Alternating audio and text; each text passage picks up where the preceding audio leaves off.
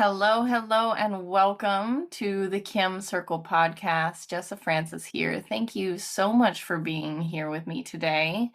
I am really looking forward to today's episode because I have a darling friend, a Caim Circle member here with me today, the beautiful Chelsea Mitchell of Present Mind Drinking. She and I connected in the alcohol-free beverage space, and we've been bonding and sharing our stories, and I've just seen her grow so much over the last couple months that it's just been wonderful.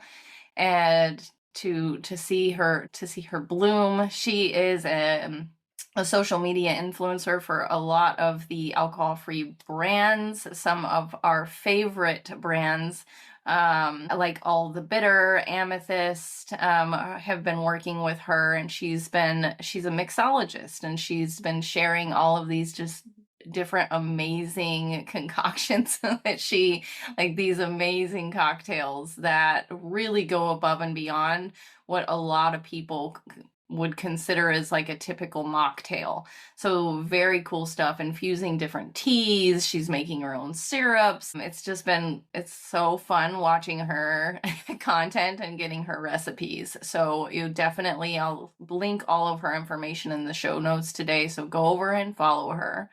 But today we are going to hop on and we are going to be talking about something that I think is so incredibly important. So every time I've been on here and I've talked about the alcohol-free beverage industry and my role in it, I kind of talk about mindfulness, mindful drinking, owning your relationship with alcohol. And I have never personally struggled, and I'm very fortunate for this, but I've never personally struggled with addiction. I have family members who have. I have dear close friends and family that I have so much respect and love for that have dealt with this. And this is a topic that I want to touch on because I know that there's so many of us out there that whether you're, having this addiction to alcohol or drugs or any substance, it could be food, social media, there's all these different things that we can be addicted to. And it's something that we need to have an open, honest conversation. And so that is what Chelsea is here to offer and to have with me today. Thank you so much for being here, honey. Thank you. So excited to have this talk. And as always, before we begin, I would like to just invite everyone to take a big, deep breath. If you could just inhale, soften your shoulders, exhale, soften your jaw.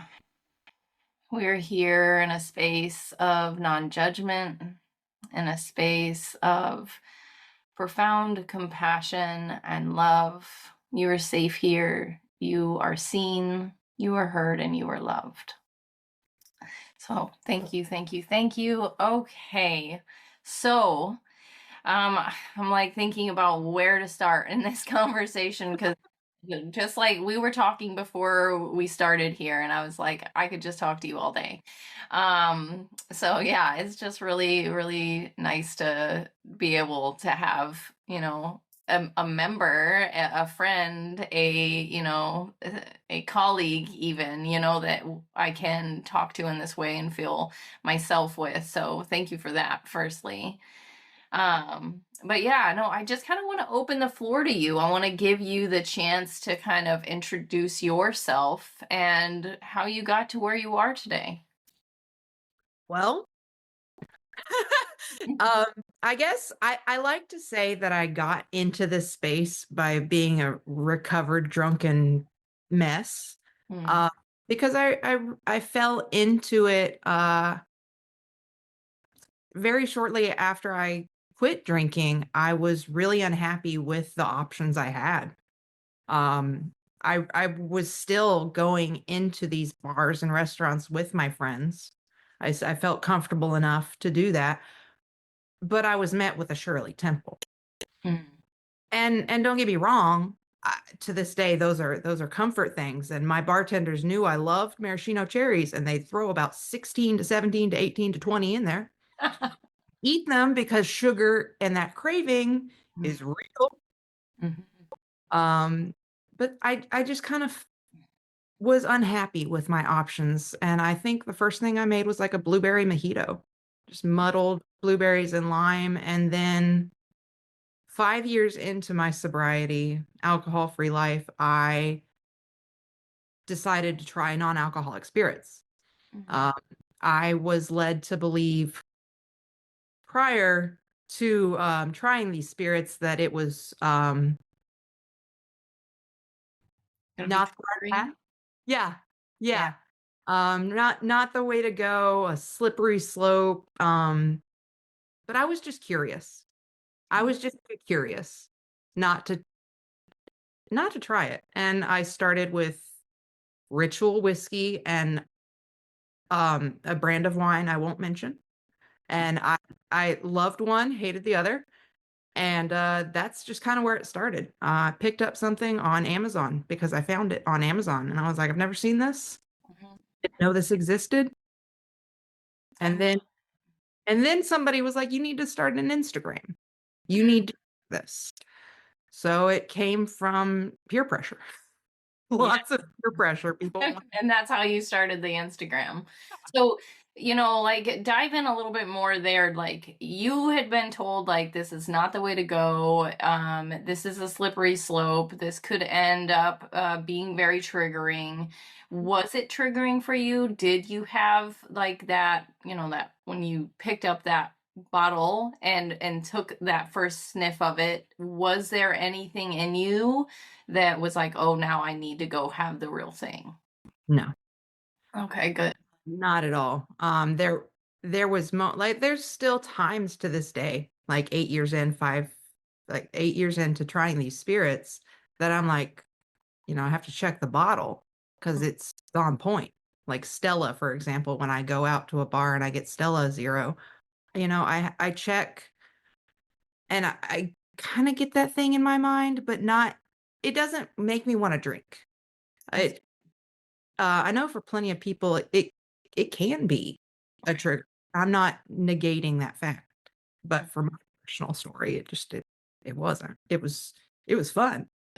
can you potentially kind of pinpoint what about it made it easier for you to not like feel triggered? I mean, when you think about the mindset, because this is really all about the mindset, right? So you were able to mentally separate them, right? Yes. And so you were able to kind of see like this is not alcohol. I want a fun drink. I miss these fun drinks. I wonder what kind of cocktails I can make. And you were tying it right to your creativity. Yes. Yes. Everything with a little bit of flair. Gotta I love that. I love that. I always say I'm a little bit extra. Well, I love your extra. I can't imagine you without the extra. No. So this is 5 years into sobriety that you found these, right? Yeah. So would you mind sharing with me and with our guests here, like what those first, the prior 5 years was like? Um, I don't want to say I white knuckled it, but like not to go out and not have a drink was very difficult. I felt very different, the black sheep in the community. Excluded? Yeah, that's the word. I felt kind of excluded. I mean, my bartenders, my friends, they all loved me. Don't get me wrong, they still loved me, but there was, I don't know. I People, you lose a lot of friends sometimes in sobriety, and I kept it. I felt like I was taking away so much from my life. But then I found these options, and I was like, but I can add this variety, and I mean, I don't even know what to say about like the joy that it brought me to like bring a bottle into this major convention Mm. The first week I found Ritual, I took it to Dragon Con in Atlanta. There's pictures of me at the table with my bottle and my ginger beer, and it sitting there, all my friends around me, sipping it, sharing it. Yeah, I can go to the bar now and my friends can drink their gin and tonic and I can drink my gin and tonic. I love that. So really a game changer.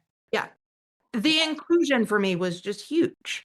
Mm, Huge because I didn't feel I'd lost a lot of friends. I lost a lot of drinking buddies. These were right. never my and I just felt I wanted so much more for my life. More texture, more color, more I taste. love that. And do you mind touching on that a little bit more? Like I lost drinking buddies, not friends. Yeah. Can you tell me a little bit about what you have noticed in your life is the difference between the two? The drinking buddies, I mean, they were there at the bar. I never, if I look back on it, I never saw those people outside of the bar unless we were at a party. They were not coming to my home and spending time with me and sharing meals. It wasn't a deep connection. And when you take away the only thing that you're really connected with, like you bond over alcohol, but that's it. That is very surface level. There's no texture, complex. It's just boring. It's Right. boring. And so now not only do you have texture and probably way more texture and complexity and aroma and excitement with your actual drink, Yeah. it's in your relationships and in your community as well. I was my therapist was just like, you were spiritually bankrupt. You Even when I had all those friends around me, I lacked connection. I Mhm. felt completely disconnected from everybody around me. And that's the reason I drank, Yeah. to fit in, to feel connected. But those people, when I quit drinking, they didn't call. And it was lonely. And I think that gets glossed over a lot. People don't really like to mention the friends you lose and the connections that it's hard to make. Yeah. Um, because you do have to live authentically. You have to share parts of yourself and you have to heal those parts of yourself to really make those connections. But like, I've got people everywhere now, and it's great. I was talking to somebody in California this morning. You're in Charleston. I have this network of people that I've found that bond with me over these shared interests. I have shared interests now. There Mhm. there's conversation. Yeah. There's people sharing opinions and questioning and supporting because I had nobody in my drunk group saying, "Do you think that's a good idea? Could we think about that differently?" Nobody was contributing. Yeah, it's like an actual supportive community of people that truly care. Yep. And it's like that really is like that's so beautiful. And I do love that you touched on and are touching on the loneliness factor because even for me, like I didn't have a quote unquote problem with alcohol, but I did have a problem with loneliness. And I was using whether it was alcohol or exercise or all kinds of different vices to deal with my loneliness. And one of the things that we work on all the time in the Caim Circle is building that sense of connection to yourself and loving yourself. And you get to a point where you're not lonely anymore because you actually like yourself. You Oh yeah. actually care about yourself. I'm okay with spending time with me. I'm not scared of me anymore. Like Right. I can be okay with this version of me and these past versions of me, and I can send myself love. Mm. Yeah, I love that. And yes, same. I started the Kim Circle, because I was like desperate for connection. I wanted a community. I wanted people who, and I'm pretty protective of the people that I let in because I'm like, okay, are you are you gonna come in and are you gonna connect with us? Are you here because you want to live a heart-led life, that you want this kind of community. I want the depths. I don't want the shallow. And it's so beautiful when you allow that to happen. But it's interesting now because, like, if we went back to that older version of ourselves, like, what would we talk about? I don't know. Like, I don't know how to speak. I could say I don't know how to speak Muggle anymore. If this drink is too strong, is the bartender trying to tell me something? That's what we talk about. Is there enough vodka in my beverage? Talk Yeah. about maybe football. And that's okay too, right? Like, I don't want to say that there's anything wrong with just like Casual daily normal connection. conversation, for sure. Yeah. There's I'm not saying small talk is bad. Surface talk sometimes got to get a feel for people. Oh, absolutely. It's necessary. So, I also wanted to kind of talk about like the addiction in itself and the process of finding that point where you're like, I can't continue this. Something has to change. And then like we touched on this concept of relapse, of falling off the wagon, right? And you're saying you really don't like that phrase, you don't like that word. And I want to talk about, those initial steps to finding sobriety, because if we really want to get into this and really want to help people, you know, that those initial days, months, years of dropping this bad habit, right? Of letting go of the addiction. I think we really kind of need to talk about that in particular. Mhm. Um, I had a long, long, long recovery process. I'm hard-headed, I'm stubborn, and my therapist can throw things at me that I'm just not going to listen to. Mm. And I guess I quit drinking in 2016. I knew I had a problem in 2014. Yeah. I knew I had a problem long before that, but I'd sort of come to the acceptance factor in 2014. Um, and I tried moderation in that time period. I had in moderation led to binge drinking for me. I would try and then I would binge. Mm. And it was just a sick cycle for years and years and years. But I slowly met myself without judgment. Mm. Came to myself and said, let's look at why you drink. Yeah. You know, You got curious. yeah, let's take space for that. And like, I had a wonderful therapist that was so compassionate and such a hard worker. But one thing that really like set the stage for me, and I could go get the document. I have it to this day. It sits in my bedside table. It's a 4x4 sort of pro con thing, but it's not just pros to drinking and cons to drinking. It's a way to think about it in different ways, and I have to get it and explain it. It's a dialectical behavioral thing. Mm. But it really put into perspective, like, what am I really losing and giving up by like this drinking? Why is this serving me? And I, over the course of all these years, it suddenly just clicked. I started trying to moderate. I started getting curious about this stuff and curious about sobriety and asking questions. And I had a friend in AA. I went to AA. I explored a couple of different options. But when it came to the word, when it came to relapse, when it came to 2015 and a half, um, I wasn't telling people I was trying to quit drinking at all.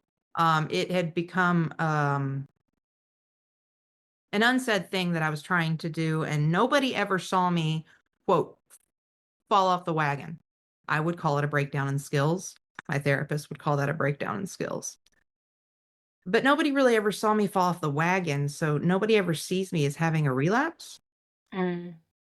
But I did over and over and over and over in this silence. And I was taught that there was shame in my addiction. And Mm. ain't no shame.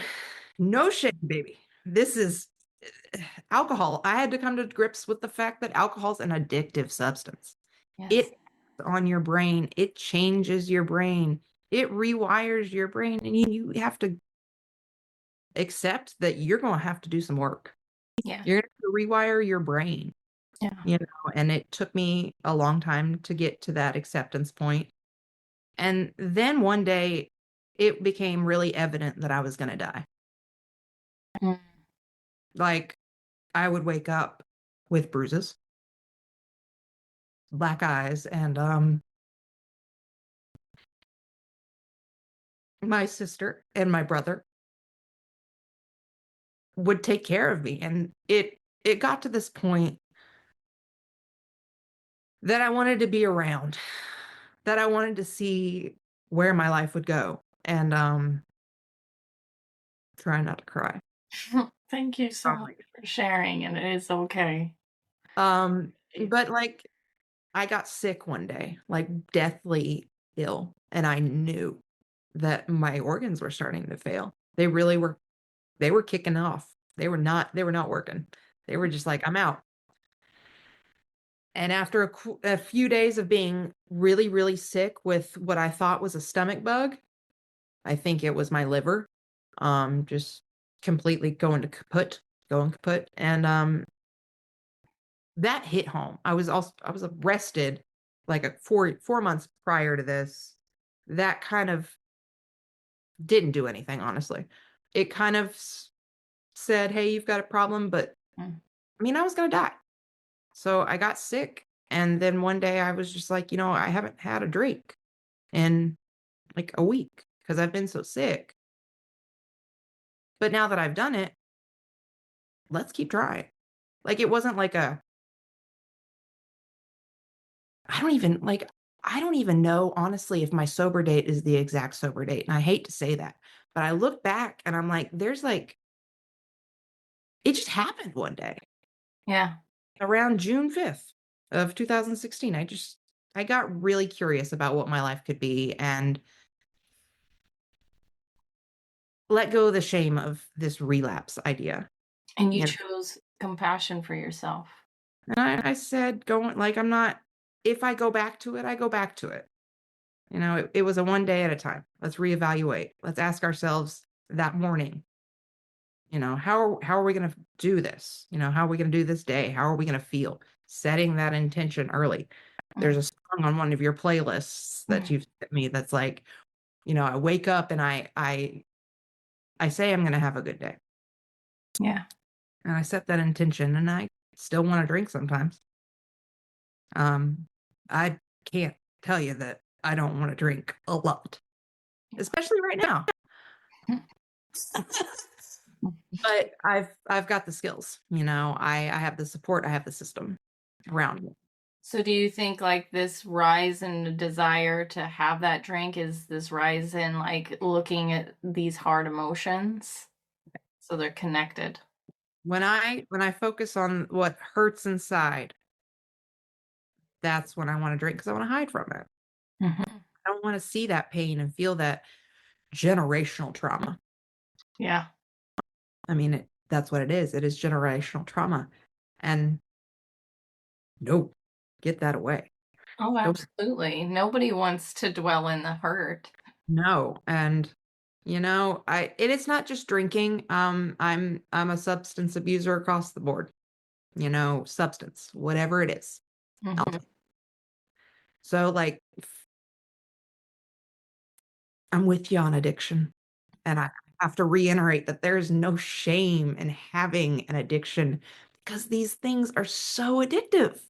They Yes. on your brain. Yes. It's not your fault. And like taking on any blame for something that society is telling you is not only okay, but Like, it's glamorous. yes, we have glamorized addiction. We have glamorized drunk driving at some points, that, Oh yeah. oh, I can, or that person that's like, oh, I can't believe I got home last night. We're not bragging about that. No, no, no, no, no. That's not something to brag about. Oh, So I mean, when I was a kid, like it was the smoking, right? The Marlboro Man, and then it came out like this is literally killing you, yep, and they started saying like, okay, this is not good, this is not good, this is ugly. But then for years and years and years, even today, when you turn on the television or you listen to a country song, they're talking about drinking and it is a party and we're having a great time and it's sexy, right? yeah, And but now, like we've talked about this too, the Surgeon General has come out and said, guess what? This is bad for you. This causes cancer. This yeah. can kill you. And it's not something we didn't know. We've known No, of this, course.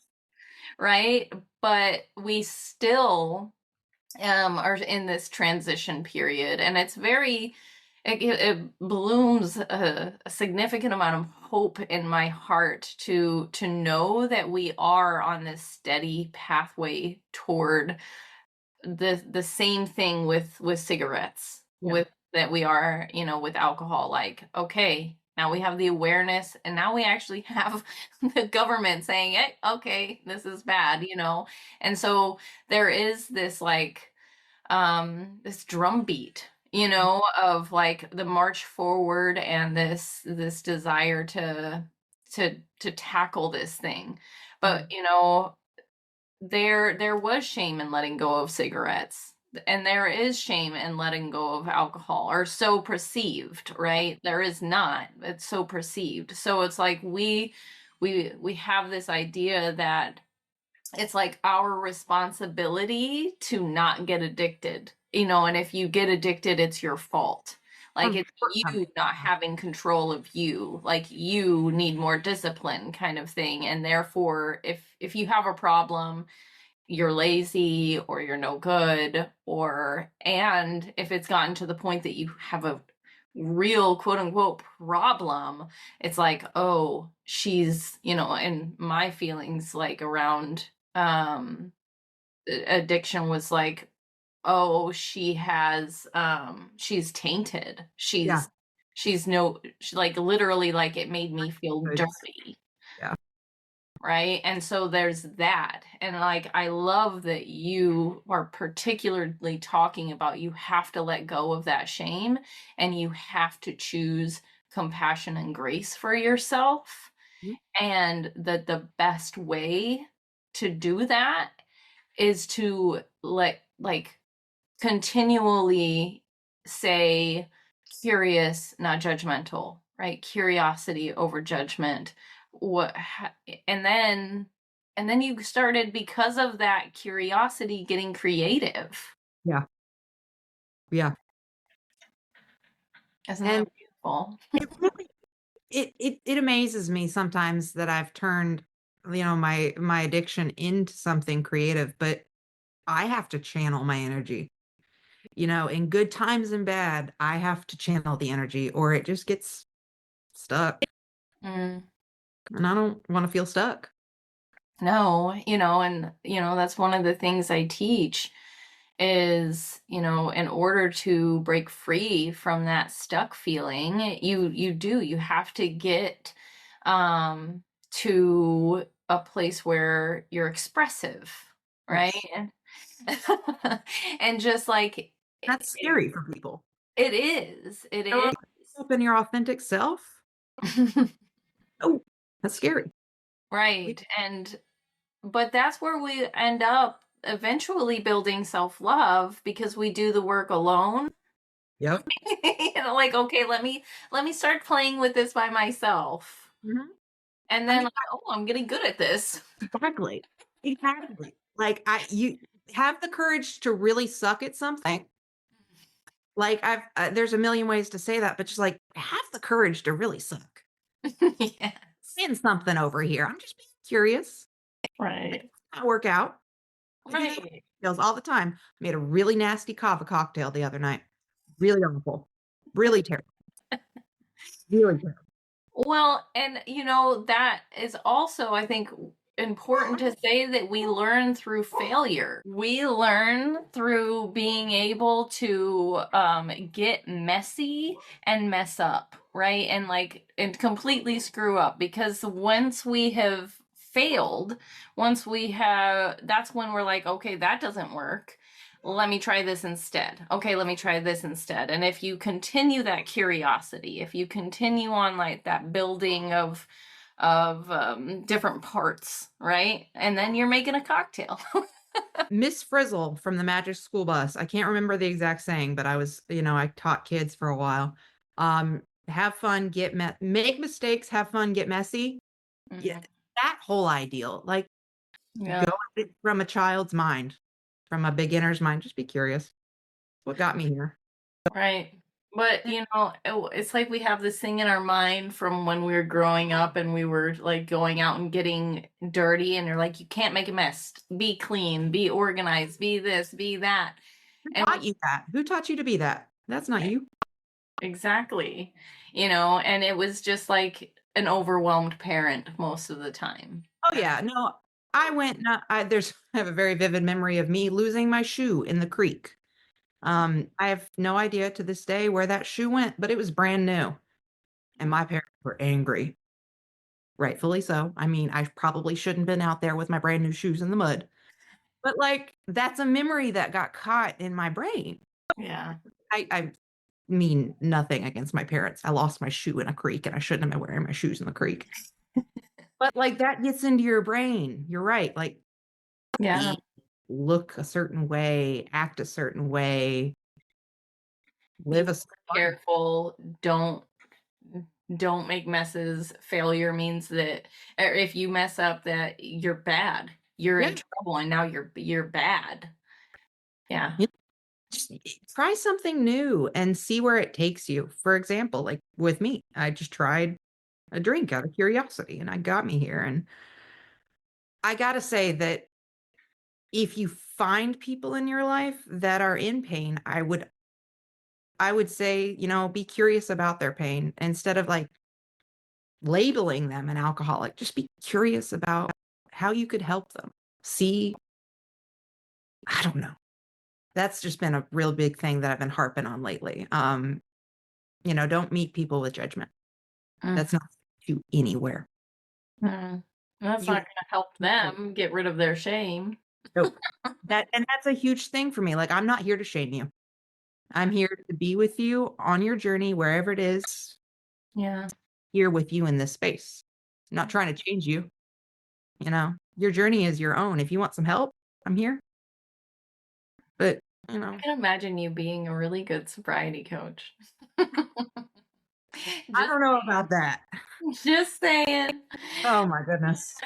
I looked into art therapy for a while and I recently have been going down this rabbit hole of like using both your arms and creating like somatic, Oh but yeah, with balance. art and using different both your arms at the same time and coloring on like this big sheet.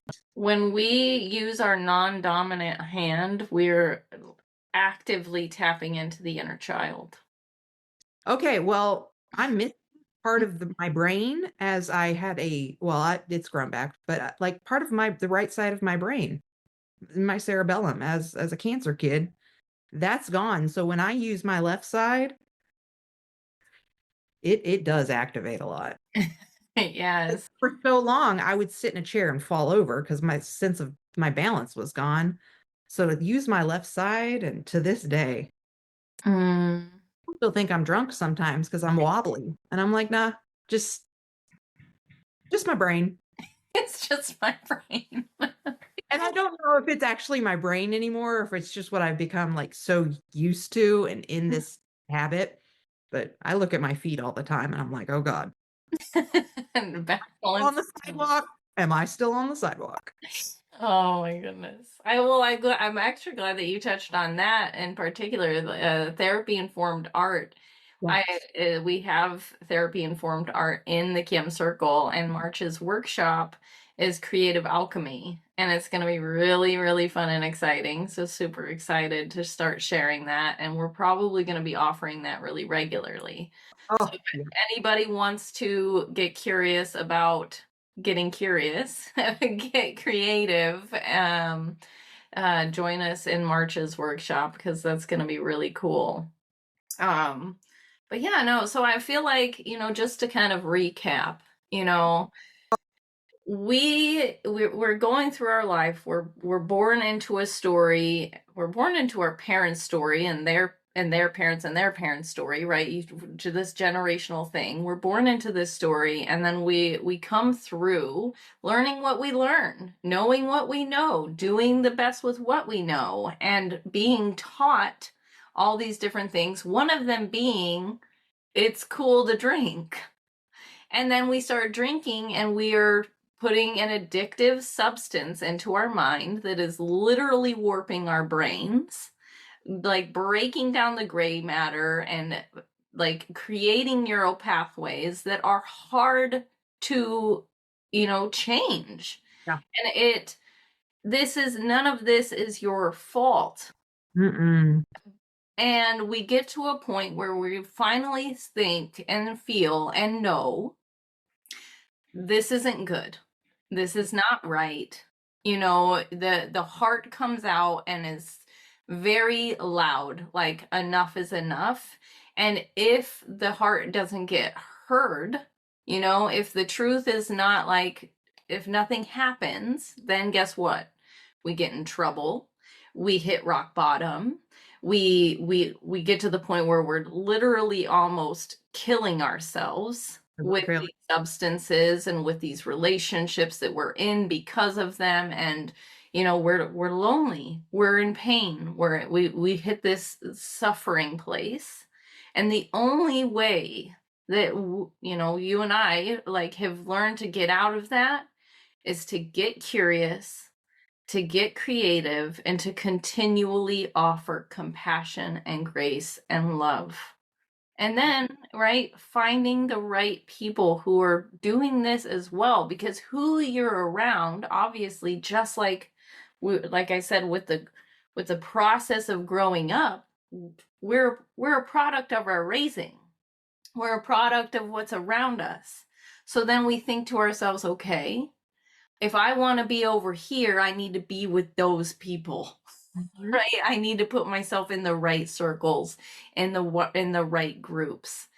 And so you on your own, like it ended up for you being like mixology and like different things like that. What is it that lights you up? It doesn't have to be making cocktails. Like for me, it doesn't have to be writing or painting. It could be so many different things that you could just like that spark of interest, like, ooh, I kind of like that. Let me follow that. Let me get curious about that. Like finding the different things, right, that make you feel a little lit up. Yeah. What's that glimmer inside? Right. And like follow that little glimmer inside. Follow that little bit of a spark wherever you can find those sparks. Yeah. Follow them forward. And then just remember, like, when it comes to relapse, when it comes to quote unquote falling off the wagon, right? Like, it is okay. It is okay. There is nothing wrong with you. This is hard. You're gonna have to keep trying to keep going.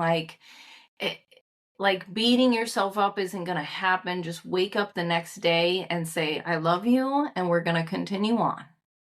You can't should yourself out of anything. My therapist would like to say to me that you're shoulding all over yourself. Um, and you can't should shame your way out of anything. Yes, you cannot should yourself. You don't You should know, yourself.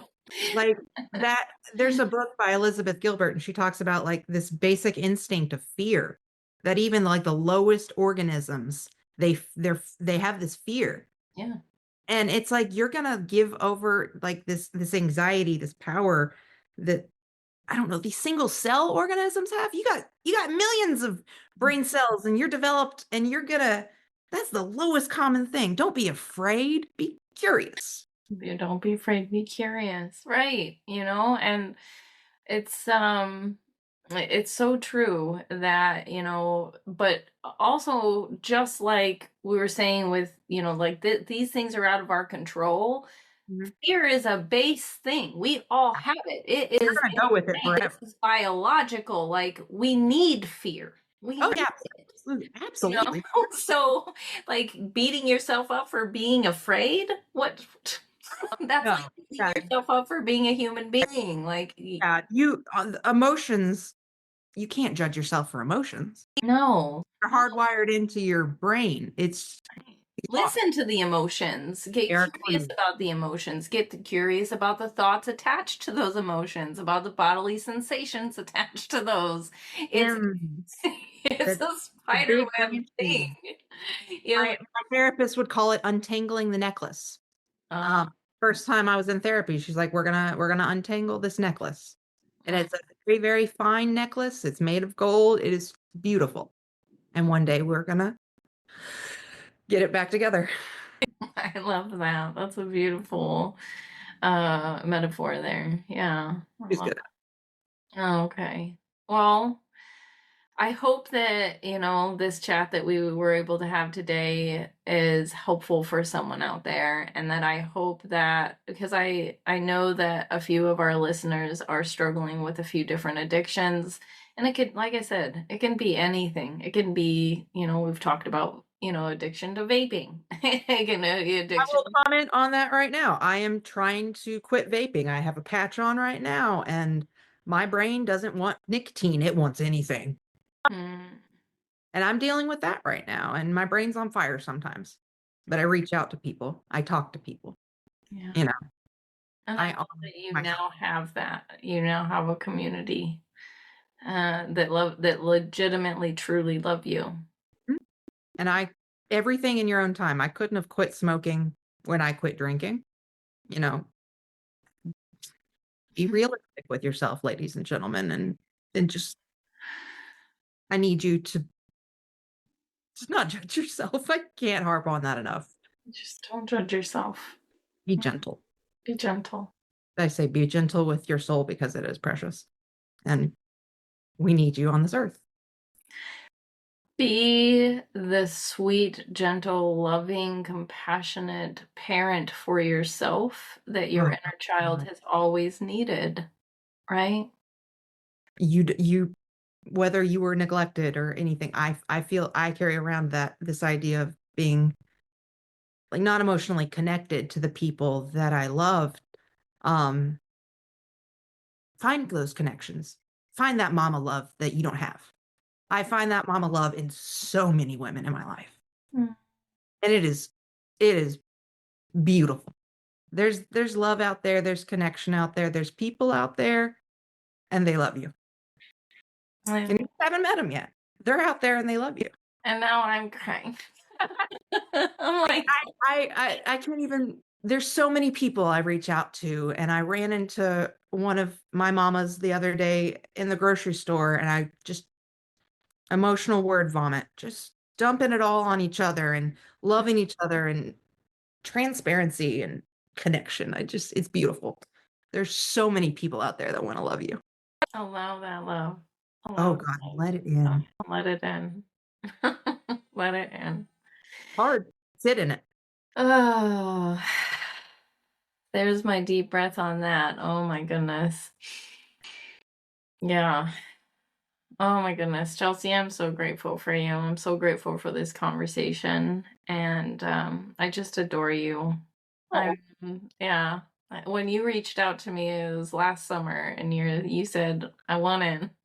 yeah. I was like, come on in, baby. One of you.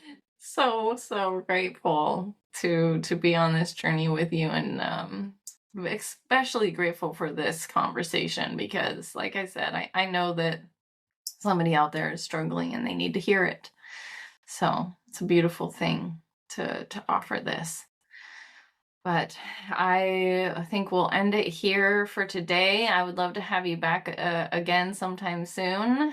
Um, and for everyone out there listening, I will, like I said, I'll link the information in for Chelsea in the show notes. So definitely, follow her, reach out to her, connect with her. She's an incredibly beautiful person, and Send me an email. I'll love you.